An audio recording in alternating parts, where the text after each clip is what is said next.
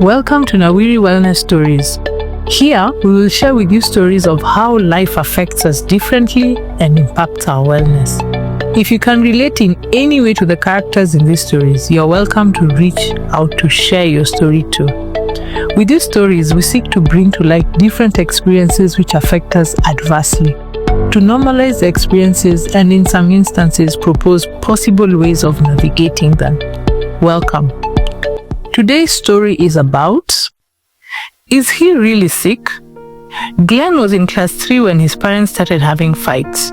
The parents would shout at each other and sometimes even get physical with each other. This troubled Glenn a whole lot. He did not know what he could do to stop these fights. He wondered what could have caused the parents to be this way.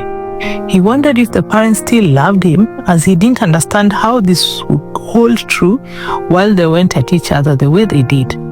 He wondered what he may have done to cause them to fight this way. In this period, Glenn started experiencing severe stomach pains that led him to being hospitalized. In the first hospitalization, he was found to have H. pylori bacteria, and he was given treatment for this. Within a month of completing his treatment, Glenn fell sick again and was taken back to hospital. His mother stayed with him while his dad came to visit them every day. When the doctors ran tests, they didn't find any ongoing infections and discharged him on pain medication. 2 weeks after this admission, Glenn was back again in hospital with complaints of severe stomachache. Tests were run as is routine, and again, no infection was found.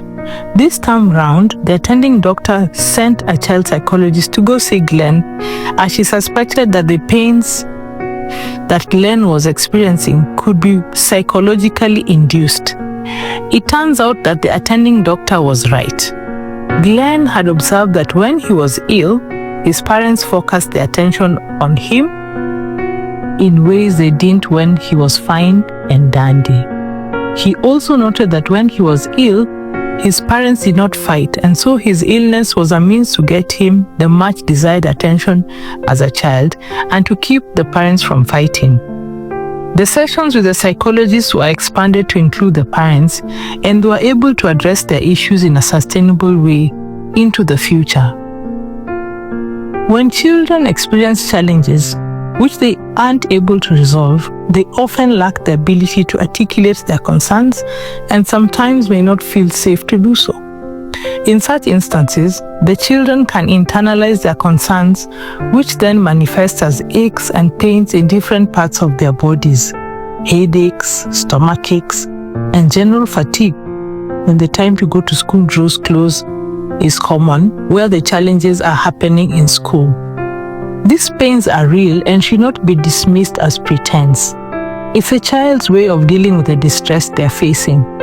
The best way is to create a safe environment for the child and to support them through the process of healing from the distress. Working with a mental health professional is helpful. Can you relate to Glenn's story? Would you like to share your story? We would be happy to hear your story on 0745 Nawiri, that is 0745 629 474, or email us on nawiriwellness@gmail.com.